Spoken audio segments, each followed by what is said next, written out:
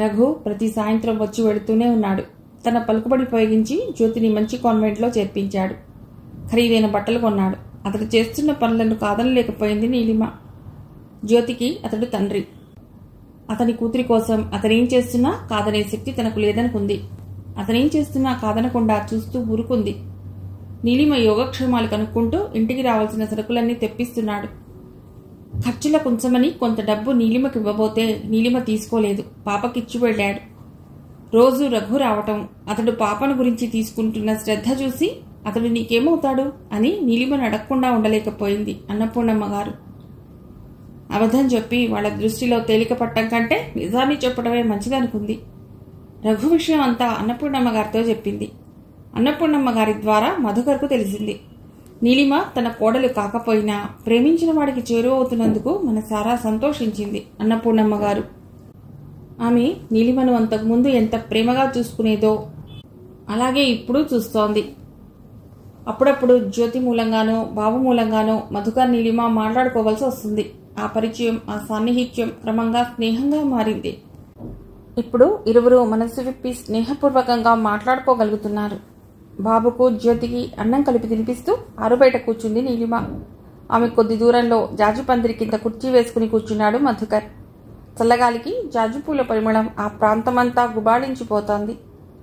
నీలిమ గారు అని పిలిచాడు మధుకర్. ఏమిటి అంది చిరునవ్వుతో నీలిమ.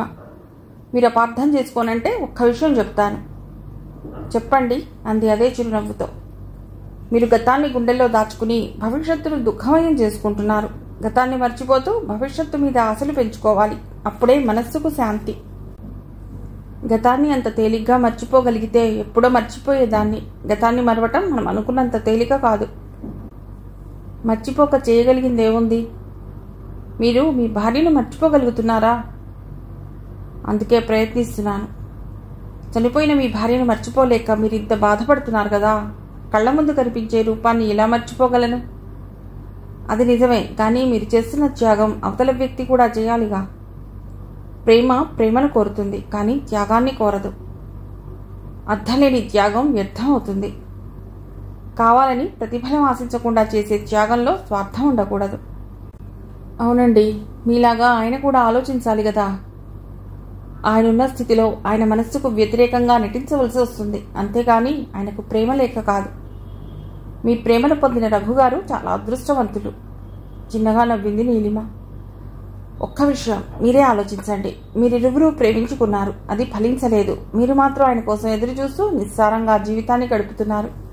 ఆయన గారు మాత్రం భార్యాబిడ్డలతో హాయిగా కాపురం చేసుకుంటూ సుఖంగా ఉన్నారు. ఆయనలాగా మీరెందుకు గడపకూడదు? మీకేం తక్కువ? అనుభవించదగిన వయస్సు ఉంది. అంతకు మించిన ప్రేమించే మనస్సు ఉంది. జరిగిపోయింది ఒక కలగా మర్చిపోయి మీకు నచ్చిన వ్యక్తిని చేసుకుని హాయిగా సుఖపడవచ్చుగా. అంత తెగింపు ధైర్యం నాకు లేవు. అలా అనుకుంటే ఏమీ ఉండవు. ఆత్మవిశ్వాసం ఉంటే ఏదైనా సాధించవచ్చు. మీరు రఘుగారిని గాఢంగా ప్రేమించారు. ఆయన మిమ్మల్ని ఆదరిస్తారని ఇంతకాలం ఎదురు చూశారు. చివరికి ఇప్పుడు ఏమైంది? అతడి బిడ్డకు తల్లివయ్యావు. ఇంతకాలం ఒంటరితనాన్ని అనుభవిస్తూ అతడి కోసమే బతుకుతున్నావు. నువ్వు చేసిన త్యాగానికి ప్రతిఫలంగా అతడు మరో అమ్మాయిని పెళ్లి చేసుకుని హాయిగా సంసారం చేసుకుంటున్నాడు. ఆయన గురించి తేలిగ్గా మాట్లాడకండి. ఆయన పరిస్థితి వేరు. పెనవేసుకున్న బంధాలను తెంచుకోవడం అంత సులభం కాదు. ఆ బంధాల నుండి అతడు విముక్తుడు కాలేడని తెలిసి అతడి కోసం ఎదురు చూడటం ఎందుకు? మనసు చంపుకోలేక ఇలా ఎంతకాలం? నేను బతికున్నంతకాలం. అది పిచ్చితనం, మూర్ఖత్వం.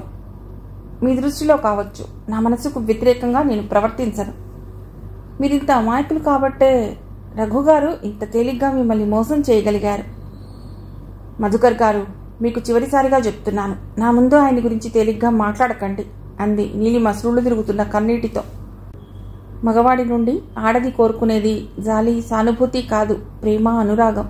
అవి ఇవ్వలేని మగవాడికి భారీగా బతికే కంటే అతడి నుండి దూరంగా విడిపడి వేరుగా బతకడం మంచిది. అతడికి 1,00,000 రూపాయల ఆస్తి ఉంది కాబట్టి, జ్యోతి అతడి రక్తంలో రక్తం కాబట్టి మీకోసం అతడు డబ్బును ధారాళంగా ఖర్చు పెడుతున్నాడు. అతడు చేయవలసింది అది కాదు. అతడికి మీ మీద నిజమైన ప్రేమ ఉంటే మిమ్మల్ని భార్యగా అతడింటికి తీసుకువెళ్ళమనండి, లేదా మీతో వేరు కాపురం పెట్టమనండి. అతడు ఎంతసేపు నీ విషయం తెలిస్తే అతడి భార్య ఏమవుతుందో అని ఆలోచిస్తున్నాడు, కానీ అతడి కోసం బాధపడుతున్న మీ భవిష్యత్ ఏమిటి అని ఆలోచిస్తున్నాడా? మీ ప్రేమ వన్ వే ట్రాఫిక్ లాంటిది. మీ వైపు నుంచే కానీ అతడి వైపు నుంచి లేదు. ఇహ మీ ప్రేమకు విలువే ఉంటుంది. రోజు అతడి రాకపోకలెందుకు? మిమ్మల్ని నిందపాలు చేయటానికి తప్ప.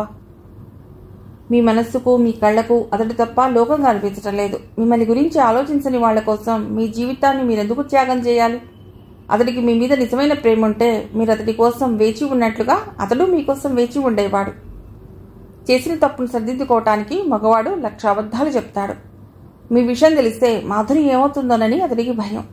అలాగే మాధురి విషయం మీకు తెలిస్తే మీరేమవుతారోనని ఆలోచించలేదేం? మీరేమైనా పర్వాలేదనుకున్నారా? ఆలోచించండి. అతడికి కావాల్సింది మీరు కాదు, మాధురి. నీలిమ కళ్లల్లో నీళ్లు సుళ్ళు తిరుగుతున్నాయి. మిమ్మల్ని బాధ పెట్టాలని నా ఉద్దేశం కాదు. మీరు ఇంకా అతన్ని నమ్ముతున్నారు. ఆ భ్రమ నుండి బయటకు పడండి. మీ జీవితాన్ని స్వర్గతుల్యం చేసుకోండి.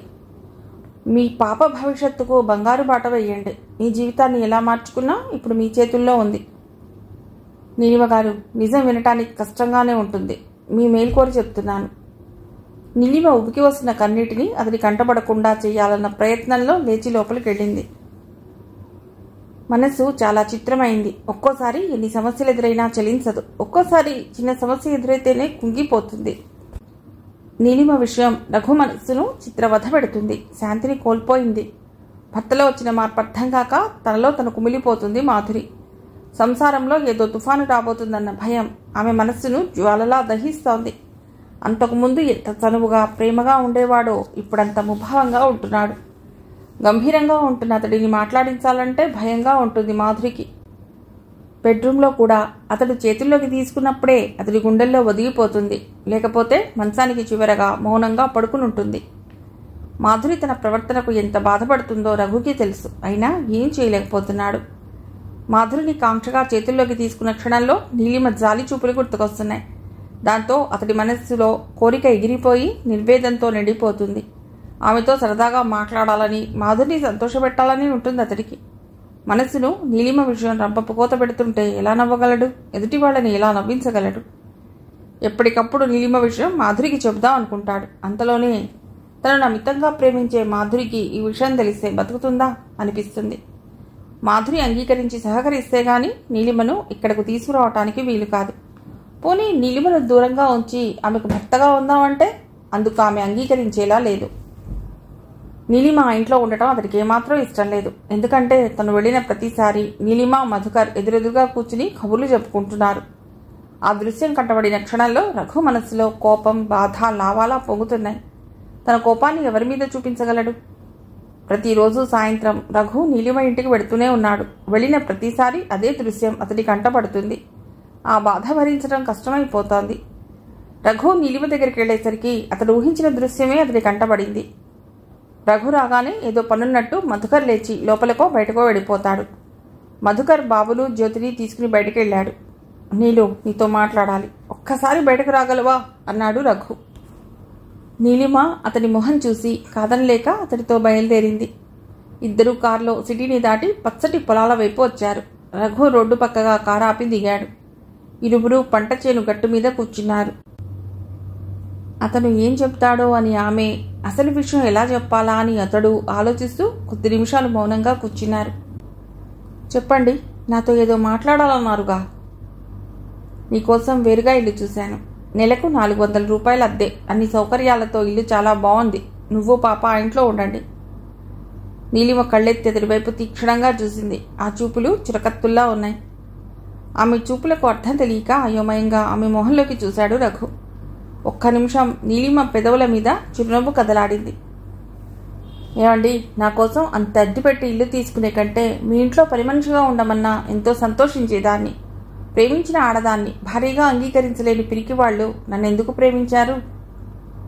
నీలిమా, మీకోసం జీవితం అడవి కాచిన వెన్నెలగా చేసుకున్నాను. మీరు మాత్రం పెళ్లి చేసుకుని పిల్లల్ని కంటూ సుఖంగా ఉన్నారు. మీకు లేని పవిత్రత నాకు మాత్రం ఎందుకు ఉండాలి? మీరు మీ భార్యతో హాయిగా ఉంటున్నప్పుడు నేను మాత్రం ఎందుకు ఉండకూడదు? చెప్పండి, మీకు లేని నీతి, న్యాయం నాకు మాత్రం ఎందుకు ఉండాలి? నీలిమ మాటలు పదునైన కత్తుల్లా రఘు మనస్సును గాయం చేస్తున్నాయి.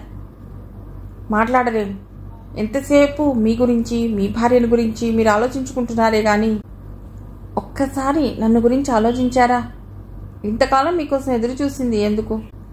మీరు మరో ఆడదాన్ని పెళ్లి చేసుకుని హాయిగా కాపురం చేసుకుంటుంటే చూసి ఆనందించటానికా? నా పరిస్థితులు నీకు తెలియవు నీలిమా.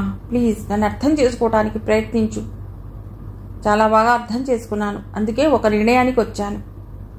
ఏమని ఆత్రంగా అడిగాడు. దారిలో కలుసుకున్న పాఠశాలలు ఎవరి గమ్యం దగ్గర వాళ్ళు విడిపోతారు. అలాగే మనం యాదృచ్ఛికంగా కలుసుకున్నాం. అలాగే విడిపోయాం. మధుకర్ ఇప్పుడు నన్ను గాఢంగా ప్రేమిస్తున్నాడు.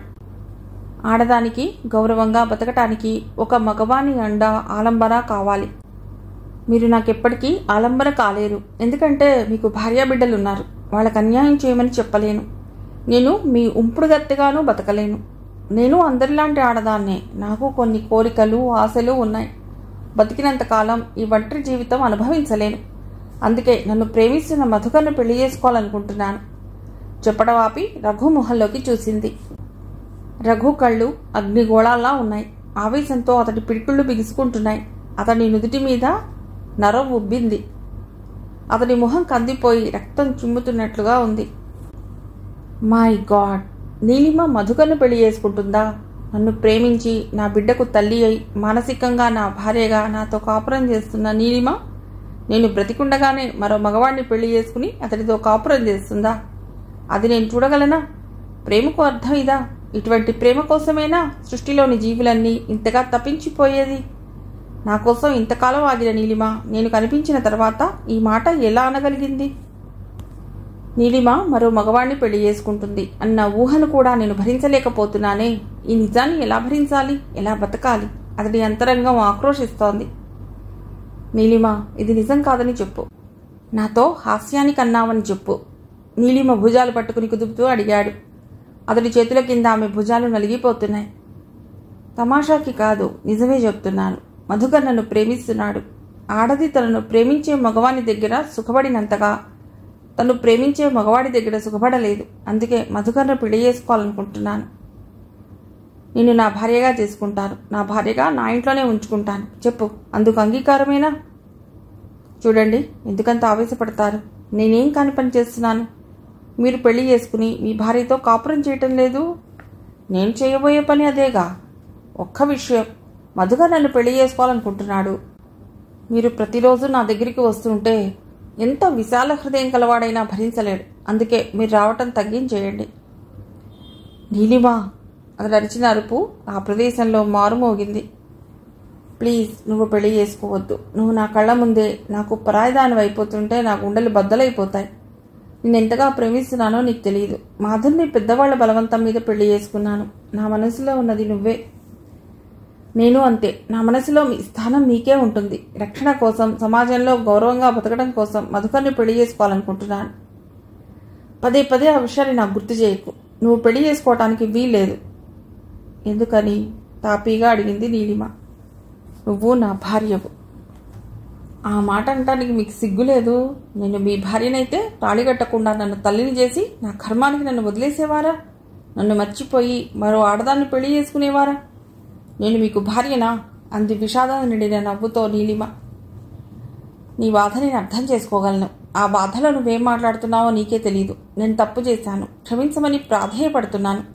అందుకు నన్ను క్షమించకపోగా ఇంత పెద్ద శిక్ష విధిస్తావా? ఎందుకంత బాధపడతారు? మీరు పెళ్లి చేసుకుని భార్యతో కాపురం చేస్తున్నారు. నేను మీలాగా అసూయపడుతున్నానా? ఆమెతో కాపురం చేయవద్దని ఆంక్షలు విధిస్తున్నానా? నువ్వు ఆడదానివి. గుండెల్లో ఎన్ని అగ్నిగోళాలనైనా దాచుకుని మొహం మీద చిరునవ్వు చిందించగలవు. నీకున్న నిగ్రహం నాకు లేదు. నీకున్న ఓర్పు నాకు లేదు. మధుకర్ పెళ్లి చేసుకుంటానని చెప్పగానే నా భవిష్యత్తు ఆలోచించి అతన్ని పెళ్లి చేసుకుంటానని మాటిచ్చాను. దాందే ఉంది. అతడు మాత్రం భర్త ఉన్న ఆడదాన్ని ఎలా పెళ్లి చేసుకోవాలనుకుంటాడు?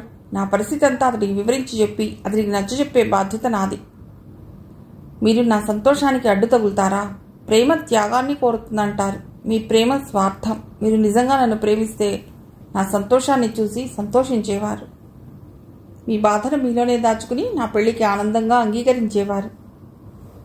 నీలిమ, జీవితాలు కథలు కావు. త్యాగం పేరుతో నేను మరో మగవాడికి అర్పించలేను. నువ్వు నాదానివి. నీ ప్రేమ, నువ్వు, నీలోని అణువణువు నాకే పరిమితం కావాలి.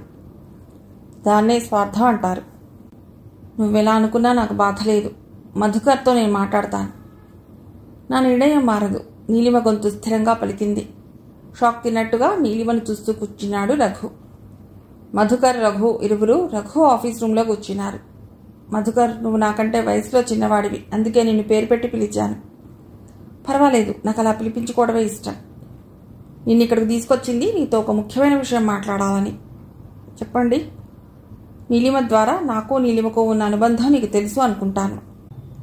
తెలుసు. అంతా తెలిసే నువ్వు నీలిమను పెళ్లి చేసుకోవాలనుకుంటున్నావా? అవును. నీలిమ అంగీకరిస్తే తప్పకుండా ఆమెను పెళ్లి చేసుకుంటాను. అందుకు నా అంగీకారం అక్కర్లేదా? క్షమించండి, మీ అంగీకారం కూడా కావాలనుకోలేదు. ఎందుకంటే మనస్సులు ఎదిగి ఎదగని వయస్సులో తొందరపడటం సహజం. అలాంటి స్థితిలోనే నీలిమ తల్లయింది. ఇప్పుడు ఆమెకు వయస్సుతో పాటు మనస్సు ఎదిగింది. ఆమె భవిష్యత్తును ఆమె నిర్ణయించుకోగలదు. నాకు కావాల్సింది ఆమె మనస్సు. మిస్టర్ మధుకర్, నీలిమని నేను అమితంగా ప్రేమిస్తున్నాను. ఆమె నా భార్య. నువ్వు ఆమెను పెళ్లి చేసుకోవడానికి వీల్లేదు. ఆ విషయం నీలిమ నాతో చెప్పాలి. నీలిమ మనస్సు అసూయ ద్వేషాలతో బండవారిపోయింది. ఆమె ఏం మాట్లాడుతుందో ఏం చేస్తుందో తెలియని ఉన్మాదిలా ఉంది. మధుకర్, నీకు అందం, వయస్సు, చదువు అన్నీ ఉన్నాయి. ఒక మగవాడు ప్రేమించే ఆడదాన్ని పెళ్లి చేసుకునే కంటే నీకు నచ్చిన మరో అమ్మాయిని పెళ్లి చేసుకో. ఐఎమ్ సారీ, నేను నీలిమను ప్రేమిస్తున్నాను. కావచ్చు, కానీ నీలిమ నిన్ను ప్రేమించడం లేదు. అలా ఎందుకు అనుకుంటున్నారు? నీలిమ మనసు నాకు తెలుసు. ప్రేమించిన మగవాడి కోసం పడరాని బాధల్ని అనుభవించి ఎన్నో కష్టాలను ఎదుర్కొని కొన్ని సంవత్సరాల అతడి కోసం వేచి ఉన్న ఆడది మరో మగవాడిని ప్రేమించలేదు. ఆమె నిన్ను ప్రేమిస్తుందనుకోవటం నీ భ్రమ.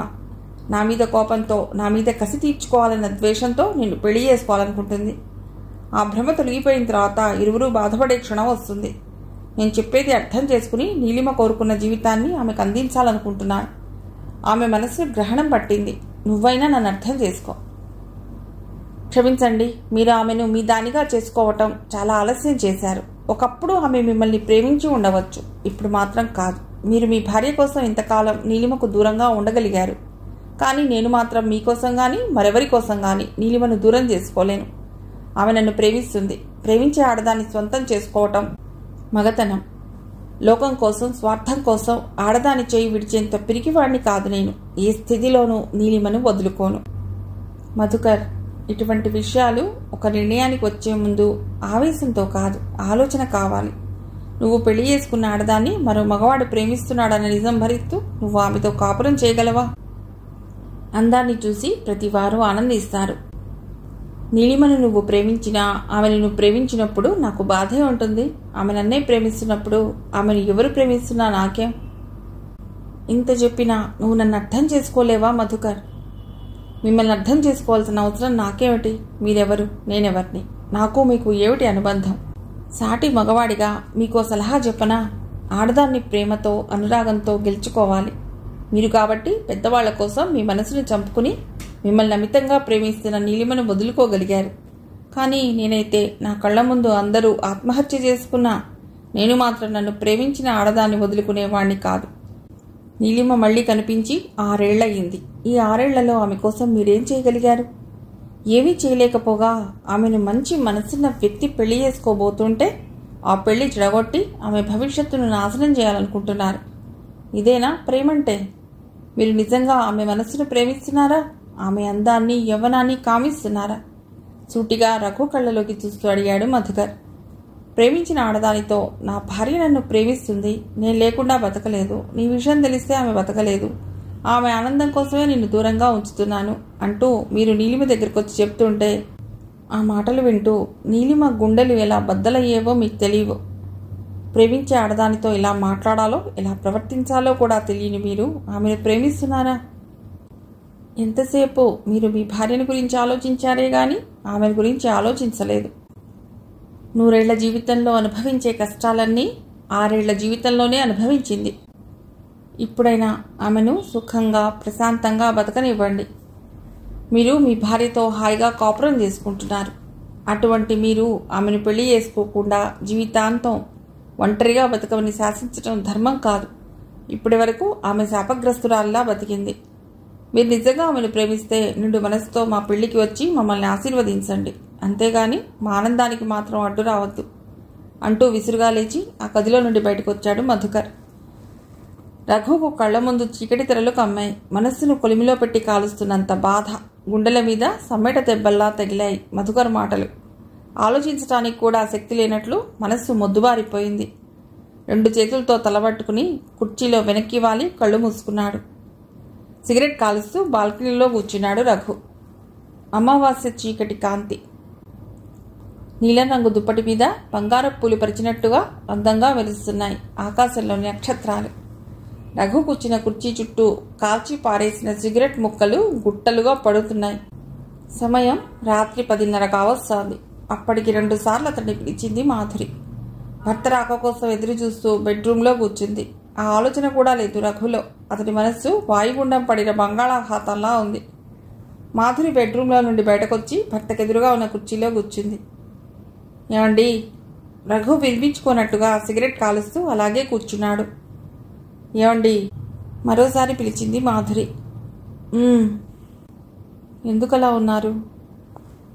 నేను బాగానే ఉన్నాను. నన్ను కాసేపు విసిగించకు, ఒంటరిగా ఉండనివ్వు. ఆ మాట మీ నోటి నుండి కొన్ని నెలలుగా వింటున్నాను. అసలేం జరిగింది? నా వల్ల ఏదైనా పొరపాటు జరిగిందా? అదైనా మీరు చెప్తేనేగా నాకు తెలిసేది. చెప్పండి. మీ మనసు బాధ పెట్టే పని ఏదైనా చేస్తే సరిదిద్దుకుంటాను. నా తప్పు నేను తెలుసుకుంటాను. అంతేగాని కారణం చెప్పకుండా ఎందుకండి నన్ను ఇలా బాధ పెడతారు? నన్ను ప్రశాంతంగా ఉండనివ్వవా? నేనేం చేశానండి? ఒక్కసారి గతాన్ని గురించి ఆలోచించండి. ఎంత ప్రేమగా ఉండేవాళ్ళు ఎందుకు ఇలా మారిపోయారు? పచ్చని నా సంసారం చూసి కన్నుగుట్టి ఏ దుష్టశక్తో మనల్ని దూరం చేస్తుంది. ఒక్కరోజు నేను ఎక్కడికైనా వెళితే నన్ను చూడకుండా ఉండలేని మీరు ఇప్పుడు నా ఉనికినే సహించలేనంతగా మారిపోయారు. నాకు తలనొప్పి వస్తేనే విలవిల్లాడిపోయేవారు. ఇప్పుడు నేను చచ్చినా పర్వాలేదన్న స్థితికి వచ్చారు. ఒక్కసారిగా మీలో ఇంత మార్పు ఎలా వచ్చింది? కారణం లేకుండానే ఇటువంటి మార్పు వస్తుందా? మాధురి కోపంతో ఖంగుమంది అతడి గొంతు. ఎందుకండి ఎంత కోపం? ఎన్ని రోజులు ఈ నరకం నాకు? కారణం చెప్పరు. నాకు చేరువ కాలేరు. పోనీ నేనంటే ఇష్టం లేదా? నా మీద వ్యామోహం తగ్గిపోయిందా? మనసులు దూరమైనప్పుడు మనుషులు కూడా దూరంగా ఉంటే మంచిది. బాధతో ఆమె గొంతులో జీర పలికింది. చెర్రున చూశాడు ఆమె వైపు రఘు. అంటే నీ ఉద్దేశం ఏమిటి? మొగుడు మీద అలిగి పుట్టింటికి వెడదాం అనుకుంటున్నావా? భార్యగా మీరు నా ఉనికినే భరించలేకపోతున్నప్పుడు నేను ఇక్కడున్నా ఎక్కడున్నా ఒక్కటేగా. భర్త మనసులో స్థానం లేనప్పుడు అభిమానం గల ఏ ఆడది ఆ భర్తతో కాపురం చేయలేదు. ఆల్ రైట్, నీ ఇష్టం వచ్చిన చోటుకు వెళ్ళిపోవచ్చు. ఎంత తేలిగ్గా చెప్పారా మాట? అవును, నా ఇష్టం వచ్చిన చోటుకు వెళ్ళిపోవచ్చు. మీకు భార్యగా, మీ బాబుకు తల్లిగా నా స్థానం ఎక్కడ? ఎక్కడికైనా పంపేవాళ్ళు నన్ను పెళ్ళెందుకు చేసుకున్నారు? నువ్వు వెళతానంటే వెళ్ళమంటున్నాను కానీ నేను పంపుతానంటం లేదు. ఏదైనా ఒకటేగా. నిన్ను పంపించే ఉద్దేశమే ఉంటే నాకు ఈ నరకయాతనే ఉండేది కాదు అన్నాడు రఘు. ఆ మాట అన్న తర్వాత అర్థమైంది తను పొరపాటుగా అన్నానని. అతడి ఉద్దేశం వేరు. మాధురి మీద ప్రేమ లేకపోతే ఆమెను పుట్టింటికి పంపించి నీలిమని ఇంటికి తెచ్చుకునేవాడు. అప్పుడు ఏ బాధ ఉండదు. కానీ మాధురి ప్రేమతో అతడి మనస్సును గెలుచుకుంది. తను మాధురికి దూరంగా ఉండలేడు. అందుకే నీలిమను బాధ పెడుతూ తను బాధపడుతున్నాడు. ఆ ఉద్దేశంతోనే అతడు ఆ మాట అన్నాడు. కానీ మాధురి ఆలోచనలు వేరుగా ఉన్నాయి. భర్తకు తన మీద ప్రేమ, ఆకర్షణ తగ్గిపోయింది. అందుకే తనను వదులుచుకోవాలనుకుంటున్నారు. ఎలా వదులుచుకోవాలో అర్థం కాక నా మీద తన అయిష్టతను చూపుతున్నారు. ఆయనకు బరువుగా ఉన్నప్పుడు నేను మాత్రం ఈ ఇంట్లో ఎందుకు పడి ఉండాలి? తాళి కట్టిన అనుబంధం 2 శరీరాలను ఒకటి చేయగలదేమో కానీ 2 మనసులను ఒకటి చేయలేదు. ఇహ ఇంట్లో ఉండలేను. ఆయన మనసు తెలియక ఇంతకాలం బాధపడ్డాను. ఆయన మనసు తెలిసిన తర్వాత అభిమానాన్ని చంపుకుని ఆయనతో కాపురం చేయలేను. నేను రేపు ఉదయాన్నే మా ఇంటికి వెళ్ళిపోతాను అంది మాధురి ఒక నిర్ణయానికి వచ్చిన దానిలా. మీ ఇంటికంటే ఏ ఇంటికి? మా పుట్టింటికి. ప్రతిసారి మా పుట్టింటికి వెడతాను అంటూ ఆమె బెదిరిస్తుంటే వినటానికి కూడా రఘుకు విసుగనిపించింది. ఇటువంటి పరిస్థితుల్లో నీలిమ విషయం ఒక నిర్ణయానికి వచ్చే వరకు మాధురి తనకు దూరంగా ఉంటేనే మంచిదనుకున్నాడు.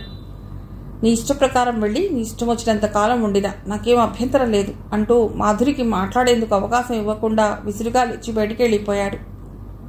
తను పుట్టింటికి ఎడతానంటే భర్త భయపడతాడని, తనకు దూరంగా ఉండలేక వెళ్ళొద్దని ప్రాధేయపడతాడని ఏమేమో ఊహించుకున్న మాధురి ఊహలన్నీ తారుమారు కావటంతో అవాక్కైపోయినట్లుగా అలాగే కూర్చుండిపోయింది. ఆ రోజు ఆదివారం కావటం మూలాన మెళుకువ వచ్చిన బద్ధకంగా కళ్ళు మూసుకుని పడుకున్నాడు రఘు. సమయం 8 గంటలు అవుతున్నా తనను నిద్రలేపటానికి మాధురి బెడ్రూంలోకి రాకపోయేసరికి అలవాటుకు విరుద్ధంగా మాధురి ఈరోజు తనను నిద్రలేపలేదేమిటి అనుకుంటూ మంచం మీద నుండి లేచి డ్రెస్సింగ్ టేబుల్ దగ్గరకు వచ్చాడు. ఫ్యాన్ గాలికి రెపరెపలాడుతున్న కాగితం కనిపించింది. దాన్ని చేతిలోకి తీసుకుని మడత విప్పాడు. అతడి కళ్ళు ఆత్రంగా అక్షరాల వెంట పరుగులెడుతున్నాయి. ప్రియమైన శ్రీవారికి మాధురి వ్రాయినది. ఏమండి, మీలో కొన్ని నెలలుగా నాకేదో మార్పు కనిపించింది. అందుకు కారణం ఏమిటో తెలుసుకోవాలని ప్రయత్నించాను. సాధ్యం కాలేదు. నిన్న మీ మాటల ద్వారా మీలో మార్పుకు కారణం అర్థమైంది. నన్ను వదిలించుకోవాలని ప్రయత్నిస్తున్నారు. అందుకే మీకు ఆ బాధ లేకుండా నా అంతట నేనే మా పుట్టింటికి వెళ్ళిపోతున్నాను. మిమ్మల్ని నా ప్రాణం కంటే ఎక్కువగా ప్రేమిస్తున్నాను. మీరే నా లోకం అనుకున్నాను. ఇంతగా ప్రేమించే నన్ను ఎలా వదిలించుకోవాలా అని ఆలోచిస్తున్నారంటే అందుకేదో బలమైన కారణం ఉండాలి. అందుకు కనిపించే కారణం ఒక్కటే. మీరు మరో ఆడదాని వల్ల చిక్కుకుని ఉంటారు. అందుకే నన్ను వదిలించుకోవాలనుకుంటున్నారు. బాబును కూడా నాతో తీసుకొచ్చేద్దాం అనుకున్నాను. అత్తయ్య మావయ్య బాబును చూడకుండా ఉండలేరు. బాబు మీ ఇంటి వారసుడు. బాబు ఉండవలసిన స్థానంలోనే ఉండాలి. అందుకే బాబును వదిలేసి నేను ఒక్కదాన్నే వెళ్ళిపోతున్నాను. మా నాన్నగారికి జ్వరంగా ఉంది, చూసొస్తాను అని అత్తయ్య గారికి అబద్ధం చెప్పి బయలుదేరాను. రోజులు గడిచిన తర్వాత వాళ్ళు అడిగే ప్రశ్నలకు సమాధానం చెప్పవలసిన బాధ్యత మీదే. ఏం చెప్పుకుంటారో మీ ఇష్టం. మళ్ళీ నేను మీ ఇంటికి వస్తానో రానో నిర్ణయించవలసింది కూడా మీరే. ఇట్లు ఇన్ని రోజుల సాహచర్యంలో మీ మనసును పూర్తిగా ఆక్రమించుకోలేని దురదృష్టవంతురాలు మాధురి. మాధురి, నువ్వు కూడా నన్ను అపార్థం చేసుకున్నావు. నిన్నెంతగా ప్రేమిస్తున్నానో తెలుసుకోలేకపోయావు. నిన్ను దక్కించుకోవాలని ఎంత చిత్రవధన అనుభవిస్తున్నాను నీకెలా చెప్పను. చెయ్యని తప్పుకు మీరంతా ఎందుకు నాకు అలాంటి కఠినమైన శిక్షలు విధిస్తున్నారు? ప్రేమించటమే పాపమా? ఒకవైపు నీలిమ, మరోవైపు నువ్వు నా జీవితంతో ఆడుకుంటున్నారు. 2 వెచ్చటి కన్నీటి చుక్కలు రాలాయి అతడి కళ్ళ నుండి. మిగిలిన కథ తర్వాతి భాగంలో.